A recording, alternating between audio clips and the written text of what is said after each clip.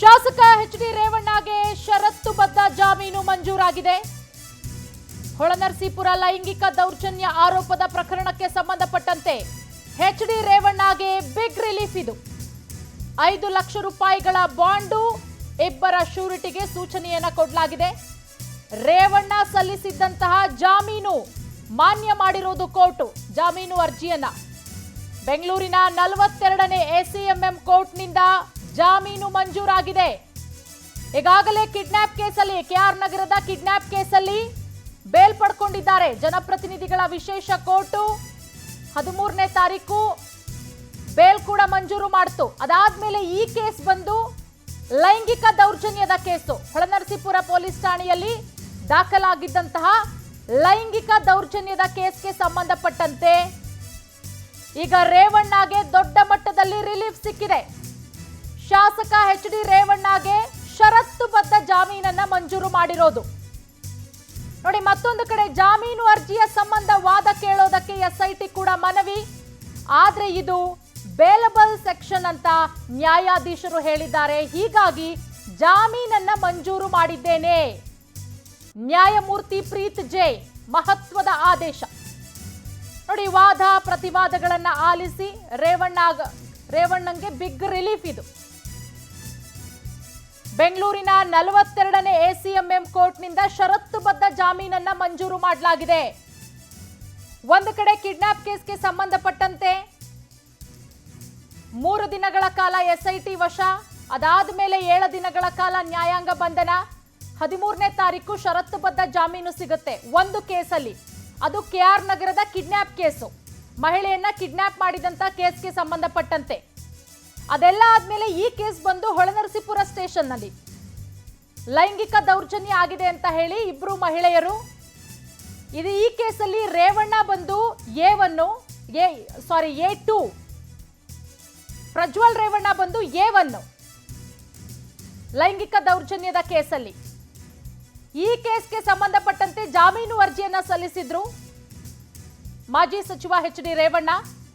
ಈ ಕಡೆ ಎಸ್ಐಟಿ ಪರ ವಕೀಲರು, ಮತ್ತೊಂದು ಕಡೆ ರೇವಣ್ಣ ಪರ ವಕೀಲರಿಂದ ವಾದ ಪ್ರತಿವಾದಗಳು ಎಲ್ಲವನ್ನ ಆಲಿಸಿದಂತಹ ನ್ಯಾಯಮೂರ್ತಿಗಳು ಈಗ ರೇವಣ್ಣನಿಗೆ ಜಾಮೀನನ್ನ ಮಂಜೂರು ಮಾಡಲಾಗಿದೆ.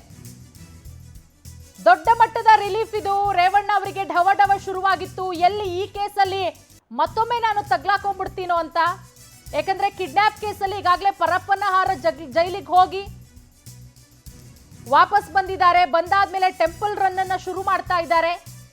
ಅದೆಲ್ಲದರ ನಡುವೆ ಲೈಂಗಿಕ ದೌರ್ಜನ್ಯದ ಕೇಸಲ್ಲಿ ಸಿಲುಕಾಕೊಂಡಿದ್ರು. ಆ ಕೇಸ್ನ ವಿಚಾರಣೆ ಇವತ್ತಿತ್ತು. ಅರ್ಜಿ ವಿಚಾರಣೆ, ಜಾಮೀನಿನ ಅರ್ಜಿ ವಿಚಾರಣೆ. ವಾದ ಪ್ರತಿವಾದವನ್ನ ಆಲಿಸಿದಂತಹ ನ್ಯಾಯಾಧೀಶರು ಈಗ ರೇವಣ್ಣನಿಗೆ ಜಾಮೀನನ್ನ ಮಂಜೂರು ಮಾಡಿದ್ದಾರೆ. ಒಂದು ಕಡೆ 5 ಲಕ್ಷ ರೂಪಾಯಿ ಬಾಂಡು, ಒಬ್ಬರ ಶ್ಯೂರಿಟಿಗೆ ಸೂಚನೆಯನ್ನ ಕೊಡಲಾಗಿದೆ ನೋಡಿ. ಷರತ್ತುಬದ್ಧ ಜಾಮೀನು, ಒಂದಷ್ಟು ಷರತ್ತುಗಳನ್ನ ಕೂಡ ವಿಧಿಸಿ ಜಾಮೀನನ್ನ ಮಂಜೂರು ಮಾಡಲಾಗಿದೆ. ಇದೆಲ್ಲದರ ಬಗ್ಗೆ ಮತ್ತಷ್ಟು ಮಾಹಿತಿ ಕೊಡ್ತಾರೆ ನಮ್ಮ ಪ್ರತಿನಿಧಿ ಆನಂದ್. ನಮ್ಮ ಜೊತೆಗೆ ನೇರ ಸಂಪರ್ಕಕ್ಕೆ ಜಾಯ್ನ್ ಆಗಿದ್ದಾರೆ. ಆನಂದ್, ರೇವಣ್ಣಂಗೆ ಢವಢವ ಅಂತೂ ಶುರುವಾಗಿತ್ತು, ಏನಾಗುತ್ತಪ್ಪ ಅಂತ. ಯಾಕಂದ್ರೆ ಕಿಡ್ನಾಪ್ ಕೇಸಲ್ಲಿ ಈಗಾಗಲೇ ಜಾಮೀನು ಸಿಕ್ಕಿದೆ. ಇದು ಲೈಂಗಿಕ ದೌರ್ಜನ್ಯದ ಕೇಸು. ಕೊನೆಗೂ ಕೂಡ ಜಾಮೀನು ಮಂಜೂರಾಗಿದೆ. ವಾದ ಪ್ರತಿವಾದಗಳು ಯಾವ ರೀತಿ ಆಯಿತು?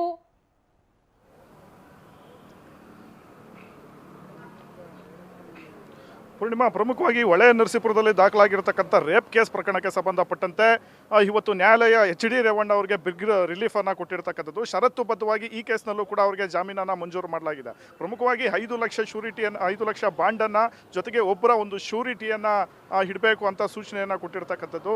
ರೇವಣ್ಣ ಅವರಿಗೂ ಕೂಡ ಬಹಳಷ್ಟು ಒಂದು ಆತಂಕನೂ ಶುರುವಾಗಿತ್ತು. ಕಿಡ್ನಾಪ್ ಕೇಸಲ್ಲಿ ಸುಮಾರು 11 ದಿನಗಳ ಕಾಲ ಬಂಧನಕ್ಕೆ ಒಳಗಾಗಿದ್ರು. ಈಗ ರೇಪ್ ಕೇಸ್ ಪ್ರಕರಣದಲ್ಲಿ ತಾವು ಲಾಕ್ ಆಗಬಹುದು ಅನ್ನೊಂದು ಆತಂಕ ಇತ್ತು. ಆದರೆ 346 ಅರ್ಜಿ ಏನಿದೆ, ಆ ಅರ್ಜಿಯನ್ನು ಇವತ್ತು ನ್ಯಾಯಾಲಯ ಮಾನ್ಯ ಮಾಡಿರ್ತಕ್ಕಂಥದ್ದು. ಜೊತೆಗೆ ಎಫ್ಐಆರ್ನಲ್ಲಿ ಎಲ್ಲವೂ ಕೂಡ ಬೇಲೆಬಲ್ ಸೆಕ್ಷನ್ಗಳ ಇರ್ತಕ್ಕಂಥ ಒಂದು ಹಿನ್ನೆಲೆಯಲ್ಲಿ ತಾವು ಜಾಮೀನು ಮಂಜೂರು ಮಾಡಿದ್ದೇವೆ ಅಂತ ಇವತ್ತು ನ್ಯಾಯಮೂರ್ತಿಗಳು ಮಹತ್ವದಂಥ ಒಂದು ಆದೇಶವನ್ನು ಹೊರಡಿಸಿರ್ತಕ್ಕಂಥದ್ದು. ಕೋರ್ಟ್ ಹಾಲ್ನಲ್ಲೇ ಎಚ್.ಡಿ. ರೇವಣ್ಣ ಅವರು ನಿಟ್ಟುಸಿರನ್ನು ಬಿಟ್ಟಿದ್ದಾರೆ. ಜೊತೆಗೆ ಮುಂದೆ ಯಾವ ರೀತಿ ಒಂದು ಕಾನೂನು ಹೋರಾಟವನ್ನು ನಡೆಸಬೇಕು ಅಂತ ಕೋರ್ಟ್ ಹಾಲ್ನಲ್ಲೇ ಅವರ ಪರ ವಕೀಲರಾಗಿರ್ತಕ್ಕಂಥ ಅರುಣ್ ಹಾಗೆ ಇತರ ವಕೀಲರ ಜೊತೆ ಒಂದು ಮಾತುಕತೆಯನ್ನು ಕೂಡ ನಡೆಸ್ತಾ ಇರ್ತಕ್ಕಂಥದ್ದು. ಈಗಾಗಲೇ ಕಿಡ್ನಾಪ್ ಕೇಸ್ಗೆ ಪ್ರಕರಣದಲ್ಲಿ ಸಂದರ್ಭದಲ್ಲಿ ರೇವಣ್ಣ ಅವರು 11 ದಿನ ಜೈಲು ವಾಸ ಅನುಭವಿಸಬೇಕಾಗಿತ್ತು. ಜೊತೆಗೆ ಅವ್ರಿಗೂ ಕೂಡ ಆ ಕೇಸ್ನಲ್ಲಿ ಷರತ್ತುಬದ್ಧವಾದಂಥ ಒಂದು ಜಾಮೀನನ್ನು ಕೋರ್ಟ್ ಮಂಜೂರು ಮಾಡಿತ್ತು. ಪ್ರಮುಖವಾಗಿ ಆ ಒಂದು ಕೇಸ್ನಲ್ಲಿ 5 ಲಕ್ಷ ಬಾಂಡ್ ಹಾಗೆ 2 ಶ್ಯೂರಿಟಿ, ಇದ್ರ ಜೊತೆಗೆ ಪಾಸ್ಪೋರ್ಟನ್ನು ಕೂಡ ಕೋರ್ಟ್ಗೆ ಸರೆಂಡರ್ ಮಾಡಬೇಕಾಗಿತ್ತು. ಜೊತೆಗೆ ಅವರು ಈ ಕಡೆ ಹೊಳೆನರಸೀಪುರದ ಕಡೆ ಹೋಗೋಗಿಲ್ಲ. ಜೊತೆಗೆ ಸಂತ್ರಸ್ತೆಯರಿಗೆ ಯಾವುದೇ ರೀತಿಯ ಒಂದು ಧಮಕಿ ಹಾಕೋದಾಗಲಿ ಅಥವಾ ಸಾಕ್ಷ್ಯ ನಾಶ ಪಡ್ತಕ್ಕಂಥ ಒಂದು ವಿಚಾರಗಳಾಗಲಿ ಯಾವುದಕ್ಕೂ ಕೂಡ ಆ ಒಂದು ಕೆಲಸವನ್ನು ಮಾಡಬಾರ್ದು ಅಂತ ಕಟ್ಟುನಿಟ್ಟಿನ ಒಂದು ಸೂಚನೆಯನ್ನು ಕೋರ್ಟ್ ನೀಡಿತ್ತು. ಈಗ ಈ ಒಂದು ಈ ಒಂದು ರೇಪ್ ಕೇಸ್ ಪ್ರಕರಣದಲ್ಲೂ ಕೂಡ ಷರತ್ತುಬದ್ಧವಾದಂಥ ಒಂದು ಜಾಮೀನನ್ನು ಎಚ್ ಡಿ ರೇವಣ್ಣ ಅವರಿಗೆ ಇವತ್ತು ನ್ಯಾಯಾಲಯ ಕೊಟ್ಟಿದೆ. ಪೂರ್ಣಿಮಾ. ಎಸ್ ಆನಂದ್, ಅದರ ಜೊತೆಗೆ ಯಾವ ರೀತಿ ಇತ್ತು ವಾದ ಪ್ರತಿವಾದಗಳು ಅಂತ? ಯಾಕಂದ್ರೆ SIT ಪರ ವಕೀಲರು ಯಾವುದೇ ಕಾರಣಕ್ಕೂ ಕೂಡ ಜಾಮೀನನ್ನ ಕೊಡಬಾರದು ಅಂತ ಹೇಳಿ ಒಂದಷ್ಟು ವಾದವನ್ನ ಮಾಡ್ತಾರೆ. ಅದಕ್ಕೆ ಪ್ರತಿವಾದ ಯಾವ ರೀತಿ ಇತ್ತು, ಮತ್ತೆ SITಯ ಮುಂದಿನ ನಡೆ ಏನು? ಹಾಗಾದ್ರೆ ಈಗ ರೇವಣ್ಣನ್ಗೆ ಜಾಮೀನು ಸಿಕ್ಕಿರೋದ್ರಿಂದ ವಾಟ್ ನೆಕ್ಸ್ಟ್, ಏನ್ ಮಾಡ್ತಾರೆ SIT ಅಧಿಕಾರಿಗಳು ಅಂತ? ಪೂರ್ಣಿಮಾ, ಪ್ರಮುಖವಾಗಿ ವಾದ ಪ್ರತಿವಾದ ಎಲ್ಲವೂ ಕೂಡ ಮೊನ್ನೆನೇ ಶುಕ್ರವಾರ ಎಲ್ಲವೂ ಕೂಡ ಮುಗಿದಿತ್ತು. ಇವತ್ತಿಗೆ ಅಂತಿಮವಾದಂಥ ಒಂದು ಆದೇಶವನ್ನು ಹೊರಡಿಸೋದಾಗಿ ನ್ಯಾಯಮೂರ್ತಿಗಳು ತಿಳಿಸಿದ್ರು. ಪ್ರಮುಖವಾಗಿ ಶುಕ್ರವಾರ ನಡೆದಂಥ ಒಂದು ವಾದ ಪ್ರತಿವಾದದಲ್ಲೂ ಕೂಡ SIT ಅಧಿಕಾರಿಗಳು ಅವರಿಗೆ ಜಾಮೀನು ಕೊಡಬಾರ್ದು ಅಂತ ಬಹಳಷ್ಟು ಒಂದು ಆಕ್ಷೇಪವನ್ನು ಕೂಡ ವ್ಯಕ್ತಪಡಿಸಿದ್ರು. ಪ್ರಮುಖವಾಗಿ ಈ ಪ್ರಕರಣದ ಪ್ರಮುಖ ಆರೋಪಿ ಅವರ ಪುತ್ರನೇ ಆಗಿದ್ದಾನೆ. ಜೊತೆಗೆ ಈಗಾಗಲೇ ಅವರ ಪುತ್ರನ ವಿರುದ್ಧ 3 ಕೇಸ್ಗಳು ದಾಖಲಾಗಿರ್ತಕ್ಕಂಥದ್ದು. ಜೊತೆಗೆ ಆತ ವಿದೇಶದಲ್ಲಿ ತಲೆಮರೆಸಿಕೊಂಡಿರ್ತಾನೆ. ಇಂಥ ಸಂದರ್ಭದಲ್ಲಿ ಅವರ ತಂದೆ ಹಾಗೆ ಮಾಜಿ ಸಚಿವರು ಶಾಸಕರು ಆಗಿರ್ತಕ್ಕಂಥ ಎಚ್ ಡಿ ರೇವಣ್ಣ ಅವರಿಗೆ ಜಾಮೀನು ಮಂಜೂರು ಮಾಡಿದ್ರೆ ಅವರು ಸಾಕ್ಷ್ಯನಾಶಗಳನ್ನು ಮಾಡ್ಬೋದು, ಜೊತೆಗೆ ಸಾಕ್ಷಿಗಳ ಮೇಲೆ ಪ್ರಭಾವ ಬೀರ್ತಾರೆ ಅನ್ನೋ ಒಂದು ವಿಚಾರವನ್ನು ಕೂಡ ಒಂದು ಪ್ರಸ್ತಾಪ ಮಾಡಿದರು. ಆದರೆ ಅವರ ಪರ ವಕೀಲರಾಗಿರ್ತಕ್ಕಂಥ ಅರುಣ್ ಅವರು SIT ವಕೀಲರ ವಾದಕ್ಕೆ ಪ್ರತಿವಾದವನ್ನು ಕೂಡ ಮಾಡಿದರು. ಪ್ರಮುಖವಾಗಿ ಎಲ್ಲವೂ ಕೂಡ ಇಲ್ಲಿ ಒಂದು ಬೇಲ್ ಸೆಕ್ಷನ್ಗಳಿರ್ತಕ್ಕಂಥ ಒಂದು ಹಿನ್ನೆಲೆಯಲ್ಲಿ ಅರ್ಜಿದಾರರಿಗೆ ಆರೋಪಿಗೆ ಜಾಮೀನನ್ನು ಮಂಜೂರು ಮಾಡಬಹುದು. ಜೊತೆಗೆ ಕಿಡ್ನಾಪ್ ಕೇಸಲ್ಲೂ ಕೂಡ ಇವರಿಗೆ ಈಗಾಗಲೇ ಷರತ್ತುಬದ್ಧವಾದಂಥ ಒಂದು ಜಾಮೀನನ್ನು ಕೊಡಲಾಗಿದೆ. ಈಗಾಗಲೇ ಪಾಸ್ಪೋರ್ಟನ್ನು ಕೂಡ ಅವರು ಸರೆಂಡರ್ ಮಾಡಲಾಗಿದೆ. ಹಾಗಾಗಿ ಆರೋಪಿ ಏನಿದ್ದಾರೆ ಅವರು SITಗೆ ಎಲ್ಲ ರೀತಿಯ ಒಂದು ತನಿಖೆಗೆ ಸಹಕಾರವನ್ನು ಕೊಡ್ತಾ ಇದ್ದಾರೆ ಅನ್ನೋ ಒಂದು ವಿಚಾರವನ್ನು ಪ್ರಸ್ತಾಪ ಮಾಡಿದರು. ಶುಕ್ರವಾರ ನಡೆದಂಥ ವಾದ ಪ್ರತಿವಾದ ಸಂದರ್ಭದಲ್ಲೂ ಕೂಡ ನ್ಯಾಯಮೂರ್ತಿಗಳು ಎಲ್ಲವನ್ನೂ ಕೂಡ ಆಲಿಸಿದ್ರು. ಹಾಗಾಗಿ ಇವತ್ತು ಸೋಮವಾರ ಮಧ್ಯಾಹ್ನ 2:45ಕ್ಕೆ ಅಂತಿಮ ಆದೇಶವನ್ನು ಹೊರಡಿಸೋದಾಗಿ ಹೇಳಿದರು. ಈಗ ಅಂತಿಮವಾದಂಥ ಒಂದು ಆದೇಶ ಹೊರಬಿದ್ದಿದೆ. ಈಗ ಕೋರ್ಟ್ ಎಚ್ ಡಿ ರೇವಣ್ಣ ಅವರಿಗೆ ಬಿಗ್ ರಿಲೀಫನ್ನು ಕೊಟ್ಟಿರ್ತಕ್ಕಂಥದ್ದು. ನಾನು ಈಗಾಗಲೇ ಹೇಳಿದಂತೆ ಒಬ್ಬರ ಶ್ಯೂರಿಟಿ ಜೊತೆಗೆ 5 ಲಕ್ಷ ಬಾಂಡನ್ನು ಕೋರ್ಟ್ಗೆ ಸಲ್ಲಿಕೆ ಮಾಡಬೇಕು. ಹಾಗಾಗಿ ಅವರಿಗೆ ಷರತ್ತುಬದ್ಧವಾದಂಥ ಒಂದು ಜಾಮೀನನ್ನು ಇವತ್ತು ಮಂಜೂರು ಮಾಡಿರ್ತಕ್ಕಂಥದ್ದು.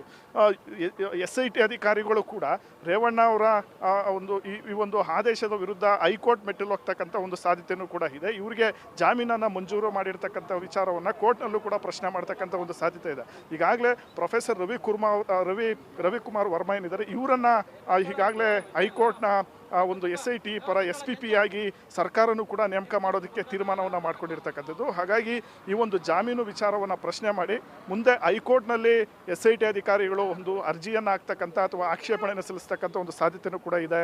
ಪೂರ್ಣಿಮಾ. ಎಸ್, ಅದರ ನಡುವೆ ಈ ಒಂದು ವಿಚಾರಕ್ಕೆ ಸಂಬಂಧಪಟ್ಟಂತೆ, ಈ ಕೇಸ್ಗೆ ಸಂಬಂಧಪಟ್ಟಂತೆ ಮುಂದಿನ ದಿನಗಳಲ್ಲಿ SIT ಅಧಿಕಾರಿಗಳ ತನಿಖೆ ಯಾವ ರೀತಿ ಇರುತ್ತೆ ಅಂತ ಹೇಳಿ ಆನಂದ್? ಯಾಕಂದ್ರೆ ಈ ಪ್ರಕರಣದಲ್ಲಿ, ಈ ಲೈಂಗಿಕ ದೌರ್ಜನ್ಯ ಪ್ರಕರಣದಲ್ಲಿ A1 ಬಂದು ಪ್ರಜ್ವಲ್ ರೇವಣ್ಣ, A2 ಬಂದು ರೇವಣ್ಣ ಆಗಿರೋದ್ರಿಂದ ಈಗ ರೇವಣ್ಣಗೆ ಜಾಮೀನು ಮಂಜೂರಾಗಿದೆ, ಇನ್ನೂ ಕೂಡ ತಲೆಮರೆಸ್ಕೊಂಡಿದ್ದಾನೆ ಪ್ರಜ್ವಲ್. ಸೊ ಹಾಗಾಗಿ SITಯ ತನಿಖೆ ಯಾವ ರೀತಿ ನಡಿಬಹುದು ಅಂತ ಹೇಳಿ?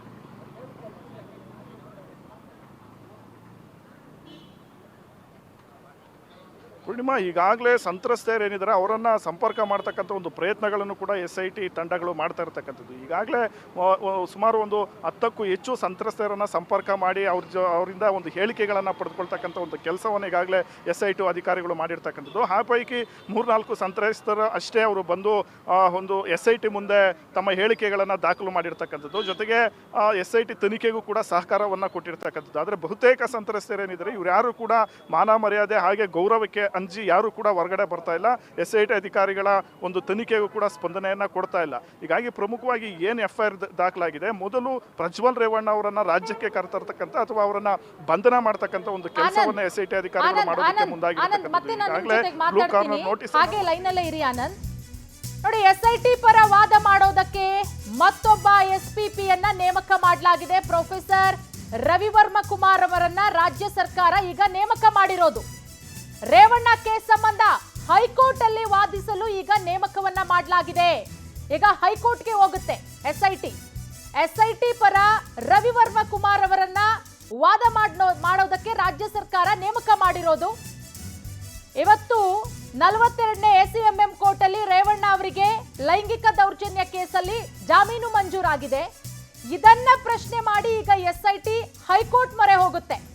ಹೈಕೋರ್ಟ್ ಅಲ್ಲಿ ವಾದ ಮಾಡೋದಕ್ಕೆ ಎಸ್ಪಿಪಿ ರವಿವರ್ಮ ಕುಮಾರ್ ಅವರನ್ನ ಸರ್ಕಾರ ನೇಮಕ ಮಾಡಿದೆ ಎಸ್ಐಟಿ ಪರ ವಾದ ಮಾಡೋದಕ್ಕೆ. ಎಸ್ ಆನಂದ್, ಈಗ ಒಂದು ಬ್ರೇಕಿಂಗ್ ಅಪ್ಡೇಟು, ನೀವು ಹೇಳ್ತಾ ಇದ್ರಿ ವಾಟ್ ನೆಕ್ಸ್ಟ್, ಏನ್ ಮಾಡುತ್ತೆ ಎಸ್ಐಟಿ ಅಂತ ಹೇಳಿ. ಈಗ ಜಾಮೀನನ್ನ ಪ್ರಶ್ನೆ ಮಾಡಿ ಎಸ್ಐಟಿ ಹೈಕೋರ್ಟ್ ಮೊರೆ ಹೋಗುತ್ತೆ. ಈಗ ರಾಜ್ಯ ಸರ್ಕಾರ ರವಿವರ್ಮ ಅವರನ್ನ ನೇಮಕ ಮಾಡಿರೋದು. ಈ ಬಗ್ಗೆ ಮತ್ತಷ್ಟು ಅಪ್ಡೇಟ್.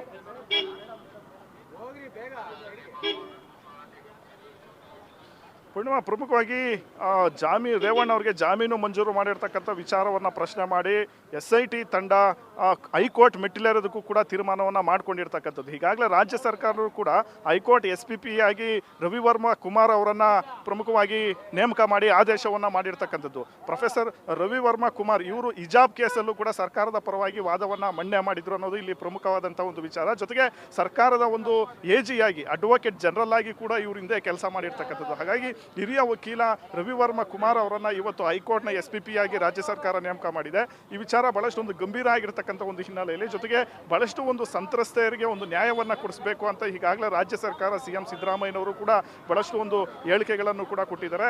ಜೊತೆಗೆ ಈ ವಿಚಾರ ಬಹಳಷ್ಟು ಇಡೀ ರಾಜ್ಯಕ್ಕೂ ಕೂಡ ಹಾಗೆ ಬಹಳಷ್ಟು ಒಂದು ಮಂದಿಗೂ ಕೂಡ ಮುಜುಗರವನ್ನು ಉಂಟು ಮಾಡಿರ್ತಕ್ಕಂಥ ಒಂದು ಪ್ರಕರಣ ಆಗಿರ್ತಕ್ಕಂಥ ಹಿನ್ನೆಲೆಯಲ್ಲಿ ಈ ಪ್ರಕರಣವನ್ನು ಒಂದು ತಾರ್ಕಿಕ ಹಂತಕ್ಕೆ ತೆಗೆದುಕೊಂಡು ಹೋಗಬೇಕು. ಹಾಗಾಗಿ ಈ ಪ್ರಕರಣವನ್ನು ರಾಜ್ಯ ಸರ್ಕಾರನೂ ಕೂಡ ಬಹಳಷ್ಟು ಒಂದು ಗಂಭೀರವಾಗಿ ತೆಗೆದುಕೊಂಡು ಹೈಕೋರ್ಟ್ ಮೆಟ್ಟಿಲೇರೋದಕ್ಕೂ ಕೂಡ ಇವತ್ತು SIT ತಂಡ ತೀರ್ಮಾನವನ್ನು ಮಾಡಿಕೊಂಡಿರ್ತಕ್ಕಂಥದ್ದು. ಪ್ರೊಫೆಸರ್ ರವಿವರ್ಮ ಕುಮಾರ್ ಅವರನ್ನು ಈಗಾಗಲೇ ಹೈಕೋರ್ಟ್ನ SPP ಆಗಿ ನೇಮಕ ಮಾಡಲಾಗಿದೆ. ಅವ್ರ ಮೂಲಕ ಈ ಒಂದು ಜಾಮೀನಿಗೆ ಒಂದು ಆಕ್ಷೇಪಣೆಯನ್ನು ಹೈಕೋರ್ಟ್ನಲ್ಲಿ ಸಲ್ಲಿಕೆ ಮಾಡೋದಕ್ಕೂ ಕೂಡ ತೀರ್ಮಾನವನ್ನು ಮಾಡಿಕೊಳ್ಳಲಾಗಿರ್ತಕ್ಕಂಥದ್ದು.